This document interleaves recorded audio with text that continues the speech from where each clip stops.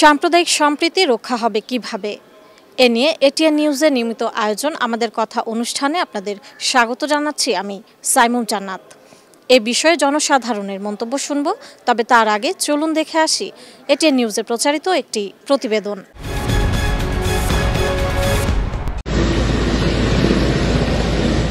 ৫ August Awami League সরকার পতনের মাধ্যমে ভারতে পালিয়ে আশ্রয় নিয়েছেন সাবেক প্রধানমন্ত্রী শেখ হাসিনা। তারপর থেকেই অন্তর্বর্তী সরকারের বিরুদ্ধে প্রচারণা চালিয়ে আসছে ভারতীয় গণমাধ্যম। এটা প্রশ্ন করুন। সম্প্রতি ইসকন নেতা চিন্ময় কৃষ্ণ দাসকে গ্রেপ্তারের পর থেকেই বাংলাদেশের বিরুদ্ধে আক্রমণাত্মক প্রচারে নামে ভারতীয় গণমাধ্যম ও তাদের রাজনীতিবিদরা। এর কড়া প্রতিবাদ জানিয়েছে বাংলাদেশ। রাজনৈতিক দল ও সব ধর্মের নেতাদের সাথে সংলাপ করে সম্প্রীতি ও ঐক্য ধরে রাখার আহ্বান জানিয়েছেন প্রধান উপদেষ্টা ডক্টর মোহাম্মদ ইউনূস। এক কাতারে ওইখানে চলে আসি যখন আমাদের জাতীয়তার প্রশ্ন আছে। কিন্তু প্রশ্ন হচ্ছে, সম্প্রীতি ও ঐক্য ধরে রাখতে আর কি করা যেতে পারে?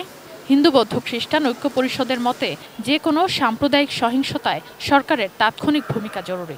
তাহলেই পাশের দেশের অপপ্রচার আমলে আসবে না।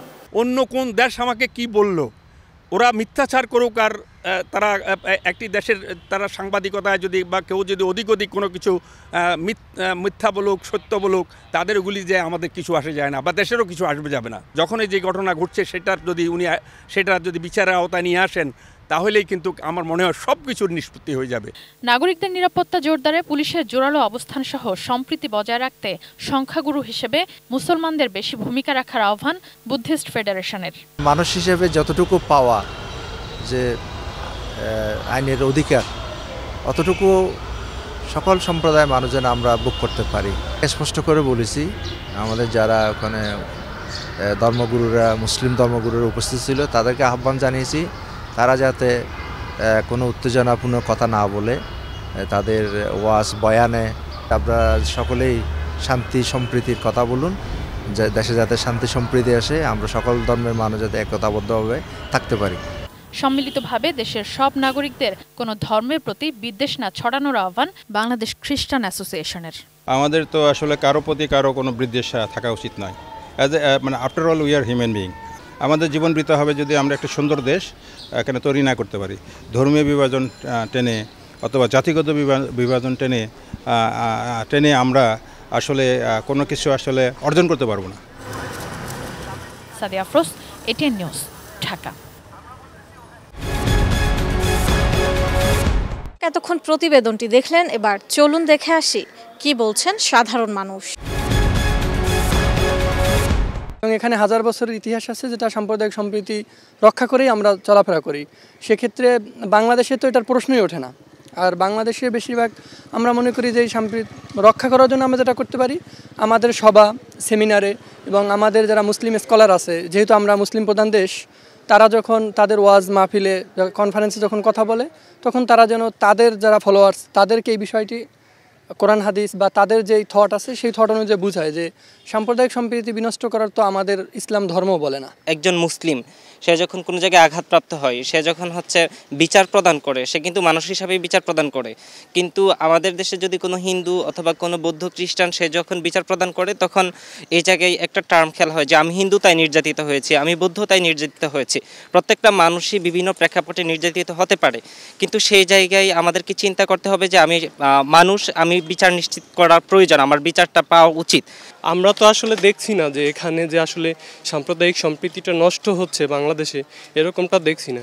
আমার জায়গাটা হচ্ছে যে জায়গায় পালনবাদের যে নীতি, সেই পালনবাদের নীতিটাই ভিত্তি পাবে। হিন্দু মুসলিম যে দাঙ্গার যে ব্যাপারগুলো বা কথাগুলো আসে, ওগুলো কিন্তু বাংলাদেশে ওভাবে দেখা যায় না। কিছু মিডিয়া হয়তো এটাকে আপনার মানে একটু এক্সাজারেট করে। বিশেষ করে আমরা দেখতে পাচ্ছি আমাদের পার্শ্ববর্তী দেশে এই জিনিসগুলো, মিডিয়াগুলো ছোট ছোট জিনিসকে ওরা ভুলভাবে উপস্থাপন করছে। সাম্প্রদায়িক সম্প্রীতি যারা বিষয়টা, এটা বাংলাদেশ এবং ইন্ডিয়ার অনেকটাই রাজনীতির সাথে সম্পৃক্ত। প্রথমত দুই দেশের মধ্যে সুসম্পর্ক তৈরি করতে হবে। বর্তমান প্রেক্ষাপটে আমরা যখন একটা এক্সট্রিম পয়েন্টে আসি, আমি মনে করি খুব অতি শীঘ্রই বা সম্প্রতি এই সম্পর্কটা ডেভেলপড হয়ে যাবে। ধর্ম নিয়ে আমরা বিভেদ না করে যদি সবাই বাঙালি হিসাবে এবং বাংলাদেশি হিসাবে থাকি, তাহলে এই জায়গায় আসলে সাম্প্রদায়িক যে এটা ঠিক থাকবে। এখানে তাহলে আর কোনো বেজাল সৃষ্টি হবে। আমরা যদি এখন ধর্ম অনুযায়ী বিভাজন করতে যাই, তখনই দেখা যাবে এখানে একটা দাঙ্গা বা বিশৃঙ্খলা হওয়ার সম্ভাবনা থাকে। বাংলাদেশের সাম্প্রদায়িক সম্প্রীতি রক্ষা হবে কিভাবে, এই নিয়ে সাধারণ মানুষের মতামত জানাতে আমাদের কথার আজকের পর্বে কুমিল্লা থেকে যুক্ত আছি আমি হুমায়ুন কবির জীবন। জানাবো তাদের কথা। সাম্প্রদায়িক যে একটা বৈষম্যের কথা, এগুলো উড়ো কথা। আমরা কিন্তু এখনও দেখবেন যে একটা হিন্দু বাড়ির অনুষ্ঠানে 30% থেকে 20% মুসলমানরা দাওয়াত গ্রহণ করে এবং মুসলমানদের কোনো একটা অনুষ্ঠানে 10% হিন্দুরা এসে উপস্থিত হয়। এখানে কিন্তু মানবিক একটা চরিত্র নিয়ে আমরা বাংলাদেশে আছি। সাম্প্রদায়িক সম্প্রীতি রক্ষার জন্য সবাই মিলেমিশে একত্রে থাকলেই এবং সবার সাথে সবাই যদি কথা বলে, আমার মনে হয় সম্প্রীতিটা সঠিক থাকবে। সম্প্রীতি নষ্ট করার, অসাম্প্রদায়িকতার কোনো সুযোগ নেই। এখানে আমরা সবাই কুমিল্লাবাসী মিলে সবার সাথে মিলেমিশে আমরা থাকতে পছন্দ করি। কোনো ধর্মের মধ্যে উগ্রপন্থীর কোনো সমর্থন নাই।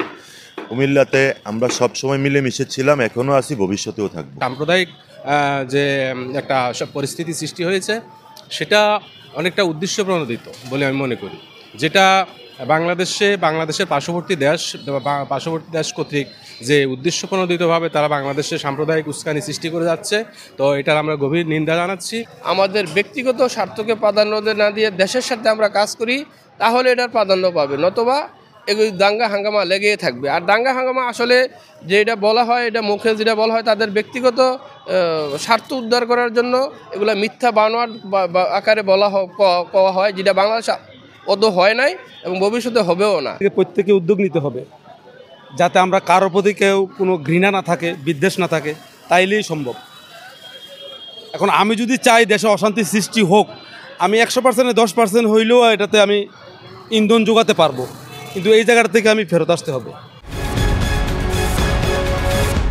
আমাদের কথায় আমি MS সামাদ শুনবো দেশের সাম্প্রদায়িক সম্প্রীতি রক্ষার বিষয় নিয়ে কি বলছেন ঠাকুরগাঁও সাধারণ মানুষ। যে বাংলাদেশ হলো সাম্প্রদায়িক সম্প্রীতির দেশ বাংলাদেশ।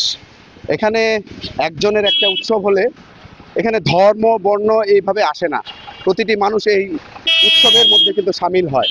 তা আমরা যে কারণে বাংলাদেশকে বলা হয় সাম্প্রদায়িক সম্প্রীতির দেশ। যখনই নির্বাচন আসে এবং সরকার পরিবর্তন হয়, তখন দেখা যায় যে কোনো একটা গ্রুপ আমাদের হিন্দুদেরকে নিয়ে একটা খেলা করে। সেটা অতীতও হয়েছে, এখনও হচ্ছে, সবসময় হয় আর কি।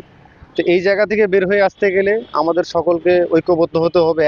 দ্বিতীয় কথা হচ্ছে যে যেই সরকারই আসুক না কেন, সেই সরকারকে আগে হিন্দু সম্প্রদায়ের যারা নেতৃবৃন্দ আছে এবং যারা মাঠ পর্যায়ে কাজ করছে তাদেরকে নিয়ে, সকলকে নিয়ে বসা উচিত। আমাদের দেশে কোনো সাম্প্রদায়িকতা নেই, আমরা সকলেই মাতৃত্বভাবে আমরা বসবাস করব এবং আমাদের বাংলাদেশ জাতীয়তাবাদী উলামা দল এই বিশ্বাসী বিধায় আমরা দেশে এগিয়ে আসছি ইনশাআল্লাহ। আমরা প্রতিটা অনুষ্ঠান একে অপরের সাথে মিলেমিশে করি। আমাদের ধর্মের উৎসবে অন্য সম্প্রদায়েরা স্বতঃস্ফূর্তভাবে আনন্দ করে, তাদের উৎসবে আমরা স্বতঃস্ফূর্তভাবে অংশগ্রহণ করি। আমাদের মধ্যে কোনো সম্প্রতি বিশৃঙ্খলতা নাই। ভারতের পররাষ্ট্র সচিব আসছেন বাংলাদেশে, আমরা আশা করি দুই দেশের আলাপ আলোচনার মাধ্যমে আমাদের বন্ধুত্বপূর্ণ সম্পর্ক যেন বজায় রাখা হয় এবং আমরা কখনোই ভারত আমাদের শত্রু, এটা আমরা কখনোই বলিনি। দর্শক, এই ছিল আমাদের কথা অনুষ্ঠানের আজকের আয়োজন। বিদায় নিচ্ছি আমি সাইমুম জান্নাত। দেখা হবে আগামী পর্বে। সে পর্যন্ত সুস্থ থাকুন, সুন্দর থাকুন, চোখ রাখুন এটিএন নিউজের পর্দায়।